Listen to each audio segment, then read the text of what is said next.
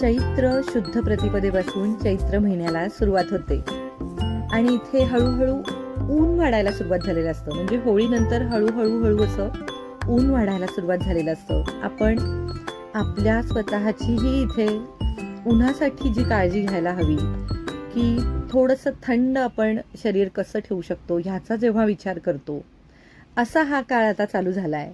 आणि पहिलाच दिवस चैत्राचा म्हणजे गुढीपाडवा, तो आपण खूप उत्साहाने आनंदाने साजरा करतो. आणि त्यानंतर 8च दिवसात श्रीरामनवमी असते आणि त्यानंतर 8 दिवसात हनुमान जयंती. हे सण आपण साजरे करत असतो आणि ह्या काळात आपण जेवढं आपलं शरीर थंड ठेवता येईल याचा प्रयत्न करतो. मग तो आहारातून असो किंवा आपण आपले जे कपडे घालणार असू त्यामध्ये की आपण सुती कपडे घालावेत किंवा थंड पेय म्हणजे ताक, सरबत याचा जास्तीत जास्त सेवन करता येईल ह्याचा विचार करावा. तसंच आपण अजून एक गोष्ट करू शकतो, म्हणजे ह्या चैत्राचा जो आल्हाददायक महिना आहे, यामध्ये जे ऊन असतं ते आपले जे महागडे वस्त्र असतात, म्हणजे साड्या असू देत किंवा तुमच्याकडे जे काही सोहळे वगैरे जे असतात त्याच्यासाठी वगैरे आपण त्याची काळजी कशी करायची असते. आणि ह्या चैत्रामध्ये त्याची काळजी घेतली तर ती वस्त्र वर्षानुवर्ष आपण ती जशीच्या तशी राहू शकतात. तर त्यासाठी आपण काय करू शकतो हे या ब्लॉगमध्ये आपण पाहणार आहोत.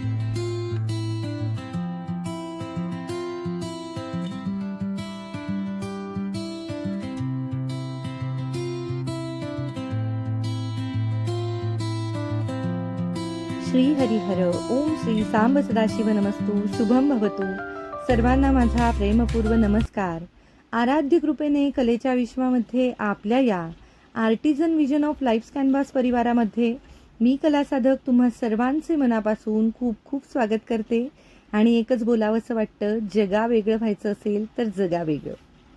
आता तुम्हाला ही जी साडी दिसतीये ना, ही पांढऱ्या रंगाची साडी आहे आणि त्याचे काठ जे आहेत ते गंगा जमुना म्हणजे 2 रंगामध्ये जे काठ असतात अशी ही साडी आहे. आणि ह्याच्यात मुळात म्हणजे विरुद्ध रंग वापरला आहे, म्हणजे अगदी एकीकडे हिरवा आणि दुसरीकडे लाल रंगाचाच, म्हणजे आपण जो मरून रंग म्हणतो डार्कर शेड त्याचा, तर तो वापरला आहे. आणि त्याचा पदरही मरून रंगाचाच आहे. तेव्हा ह्या साड्या धुताना आपण घरी कशा धुवू शकतो. खरं तर ही साडी माझी ड्रायक्लीनला देऊन झालेली आहे आणि ही बरीच जुनी साडी आहे, पण ड्रायक्लीनला देऊनही ती स्वच्छ निघाली असं मला वाटलंच नाही आणि ती न घालता मी तशीच पुन्हा धुवायला घेतलेली आहे. आता पहा, इकडे 2 बादल्या घेतल्या आहेत आणि ते जे काठाचे भाग आहेत ना ते मी एका सुतळीने बांधून घेतलेत. तुम्ही एखादी नाडी वापरू शकता, सुतळी वापरू शकता, जे काही तुमच्याकडे असेल त्याने. आणि तो भाग असा वरती न भिजला जाणार नाही अशा पद्धतीने थोडासा वरती ठेवायचा आणि जो रंगाचे पदर आहे तो एका कोरड्या बादलीमध्ये, म्हणजे ज्या बादलीत पाणी नाही अशा ह्याच्यामध्ये ठेवायचा.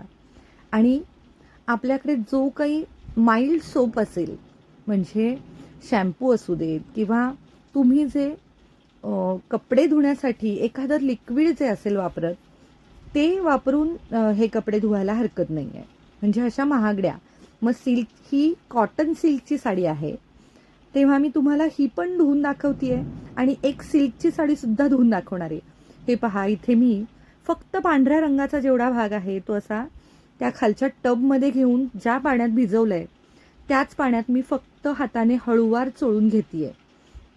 आता इथे काय आहे ना की थोडंसं काळजी घ्यावी लागते की जो रंगाचा भाग आहे तो त्यामध्ये येऊ नये. अगदी शेवटाला आपण तो त्याच्यामध्ये घेणार आहोत.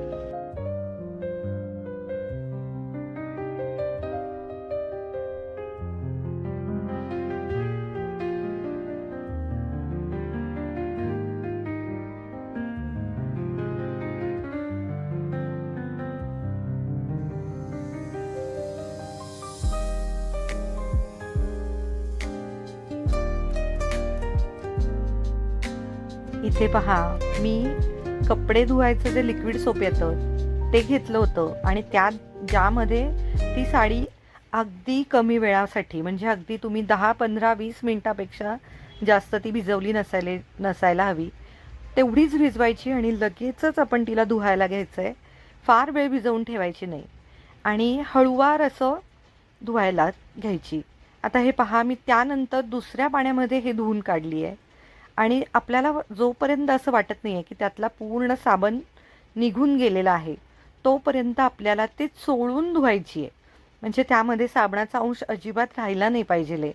आणि इथे पहा, मी संपूर्ण आडवी साडी ही आधी फोल्ड करून घेतली आहे, म्हणजे दोन्ही काठ एका बाजूला आणि मधला भाग असा मध्ये राहील असा, म्हणजे जो पांढरा भाग आहे तो मला व्यवस्थित धुता येईल आणि काठाची बाजू हळूवार वेगळी धुता येईल. हे पहा, इथे लक्षात येत असेल तुमच्या.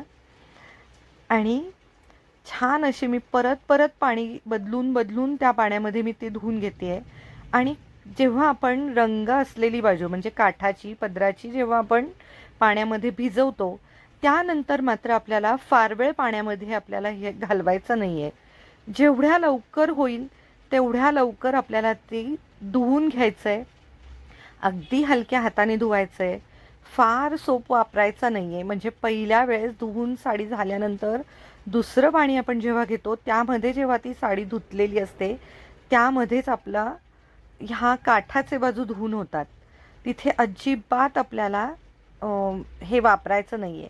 आणि तुमच्याकडे जर का सॉफ्टनर असेल कपड्यांचं, तर तेही तुम्ही त्या पाण्यामध्ये वापरू शकता. म्हणजे त्याने एक चमक येते, आपल्या कपड्यांना छान चमक येते. आणि छान अशी साडी आता ही जुळवून धुवून घ्यायची, व्यवस्थित विसळून धुवून घ्यायची आहे आणि ती थोडा वेळ निथळत ठेवायची आणि हळूवार अलगदपणे तिला आपल्याला सोडवून वाळत घालायची आहे. तर ह्या अशा साड्या ज्या आहेत ना, आपल्याला असं वाटतं, खूप भीती वाटते की अरे ही साडी घरी धुतली तर खराब होईल. पहिल्या वेळी धुताना मात्र आपण ड्रायक्लीन करावं हे नक्की आहे. परंतु काही साड्या ह्या आपण घरी धुवू शकतो. म्हणजे इथे पहा, आता हे पाणी मी जेवढ्या वेळा मला ते पाणी निघतं आहे तेवढ्या वेळा मी ते आणि अगदी कमी पिळून घेते आहे. म्हणजे खूप जोर लावून पिळायचं नाही आहे, फक्त जे पाणी आपल्याला वरती फार अगदी गळत असेल तेवढं विसळून घ्यायचं. कारण आपण त्याच परत पाणी म्हणजे बदलत राहिलो तर त्या साडीमध्ये असलेलं पाणी पुन्हा ते खालच्या पाण्यामध्ये जाऊन खूप वेळा म्हणजे ते पाणी बदलावं लागतं. त्यापेक्षा थोडं पिळून मग परत घ्यायचं. आता ही साडी पहा, ही दुसरी सिल्कची साडी आहे. ही पण मी बघा, जसं मी मगाशी म्हटलं की काठाची बाजू ही आपल्याला बांधून घ्यायची आहे आणि जी साडीची बाजू आहे ती आपल्याला, हे पहा, मी मगाशी म्हटलं ना तुम्हाला, हेच ते लिक्विड आहे. सर्फ एक्सेलचं जे कपडे धुण्याचं लिक्विड सोबत ते आहे हे. आणि आता इथे मी ते म्हणजे ही सिल्कची साडी धुण्यासाठी सुद्धा मी ते वापरते आहे. तर इथे पहा, आता अगदी मी किती कमी घेतलं आहे हे तुमच्या लक्षात येण्यासाठी मी इथे खरं दाखवते आहे. आधी माझ्या लक्षात नाही आलं की मी पांढऱ्या साडीच्या वेळी हे दाखवायला हवं. आणि अगदी थोडंसं घेतलं आहे आणि ते छान पाण्यामध्ये मिसळून घ्यायचं आहे. म्हणजे पाणी घातलं मग त्याच्यामध्ये तसं नाही, अगदी व्यवस्थित पाण्यात मिसळून घ्यायचं. आणि थोडं पाणी घेऊन थोडंसं, काठाची बाजू जास्त खराब असते आपल्या, म्हणजे जिकडे आपण फॉल लावलेला असतो ती बाजू जास्त खराब असते. तर ती अगदी अशी छान चोळून घ्यायची. बघा इथे मी दाखवते आहे. पहिल्या साडीच्या वेळी मी ते दाखवलं नव्हतं, म्हणून ह्या साडीच्या वेळेस मी हे दाखवते आहे. कारण काय होतं ना की सगळ्याच साड्यांचं मी दाखवत बसले तर व्हिडिओ फार मोठा होईल. तेव्हा इथे पहा, मी काठाची बाजू अशी पटापट, म्हणजे वेळ नाही घालवायचा. फक्त या गोष्टीसाठी एकच महत्त्वाचं आहे, तो म्हणजे आपण इथे वेळ घालवायचा नाही आहे. खूप लवकर आपल्याला हे काम करायचं आहे. पूर्ण काठाची बाजू अशी तिथे भिजवून छान अशी हातावर चोळून घ्यायची आहे, जेणेकरून तो भाग पूर्ण स्वच्छ होऊन जाईल.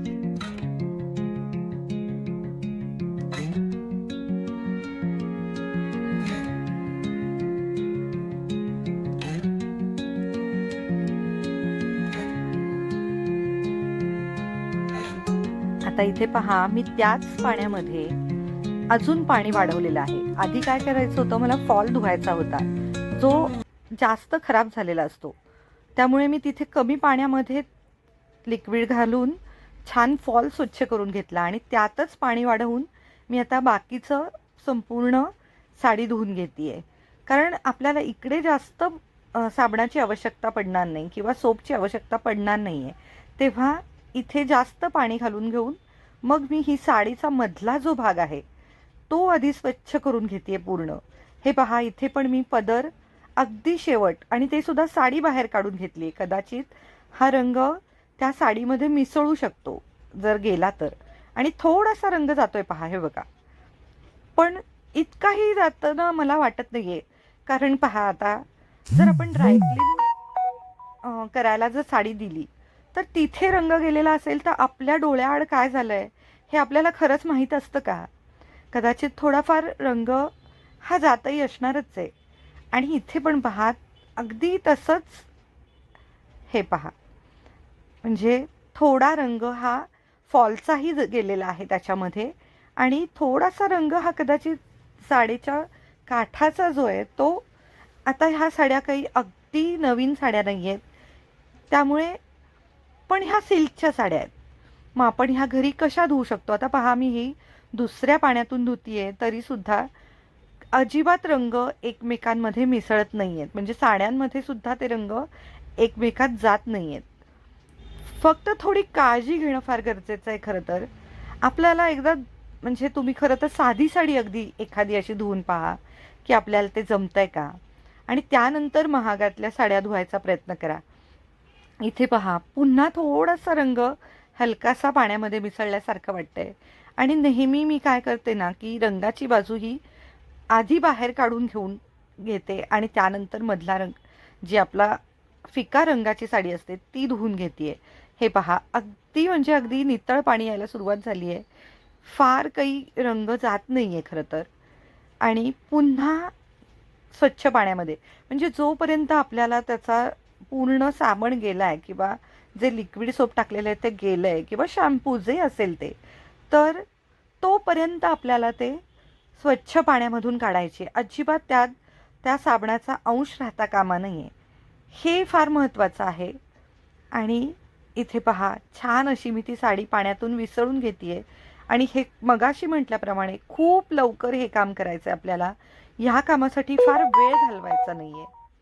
इथे पहा, आता पाण्यात मी हलवते त्यामुळे इथे फेस येतोय, पण पाणी तर पहा अगदी स्वच्छ निघायला सुरुवात झाली, म्हणजे अगदी कमी. तरीही मी आता पुन्हा एकदा थोडंसं, मला असं वाटतंय की अजून एकदा आपण त्या पाण्यात स्वच्छ करायला हवी.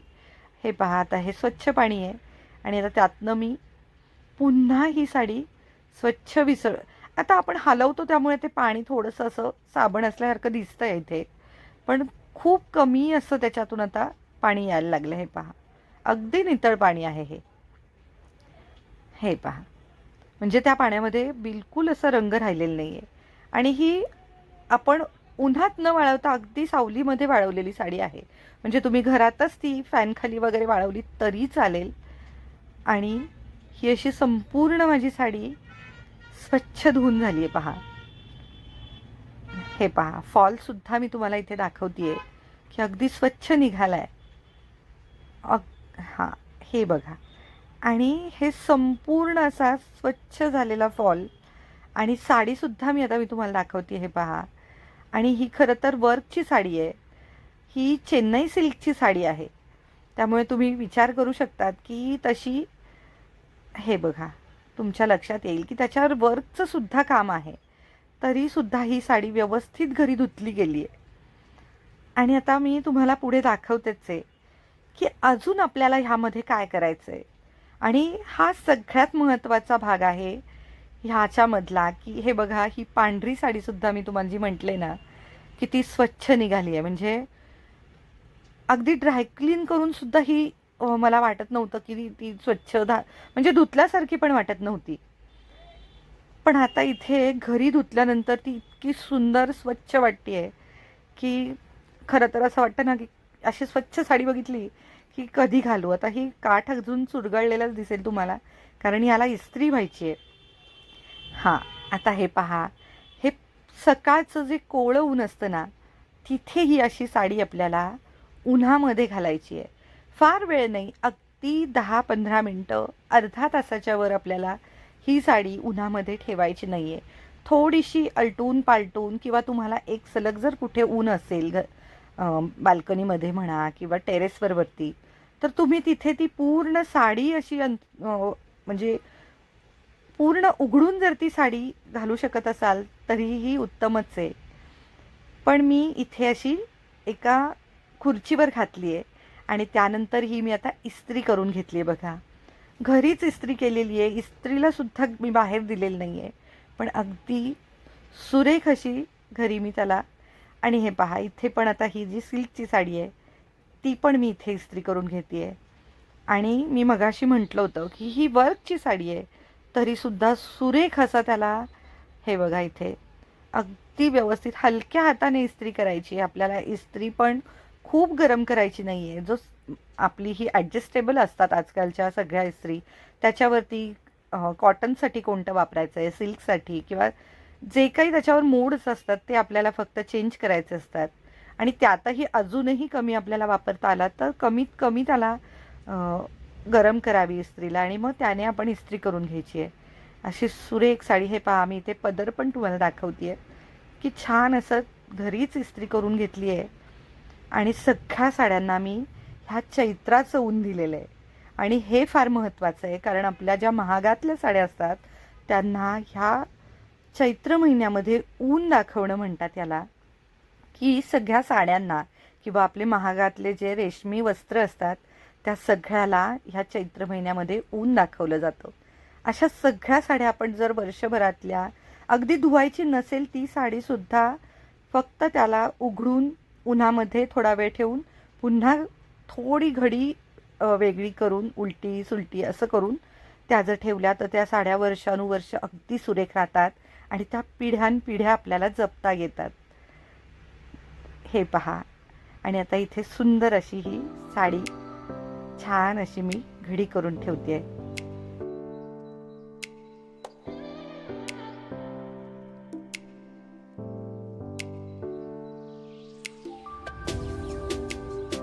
तेव्हा या आजच्या ब्लॉगची मी इथेच सांगता करते आहे. हा माझा प्रयत्न कसा वाटतोय, हा माझा प्रयत्न तुम्हाला आवडला का, हे मला प्रतिक्रियेमध्ये नक्की सांगा. आणि वेगवेगळे भाग पाहण्यासाठी, वेगवेगळे विषय पाहण्यासाठी ही माझी यूट्यूब वाहिनी अर्थात या artisan vision of life canvas या वाहिनीला हिला पसंती द्या, हिचा प्रसार करा आणि हिचं सभासद व्हा. अर्थात लाईक, शेअर आणि सबस्क्राईब करा आणि बेल आयकॉनवर क्लिक करायला अजिबात विसरू नका, म्हणजे नवीन भाग आला की तुम्हाला लगेच मिळेल. पुन्हा भेटूयात पुढच्या नवीन भागामध्ये अजून एका सुंदर अशा नवीन वेगळ्या रंगांची उधळण करण्यासाठी. तोपर्यंत सर्वांनी आपापल्या आयुष्यातही सुरेख रंग भरत राहा. धन्यवाद.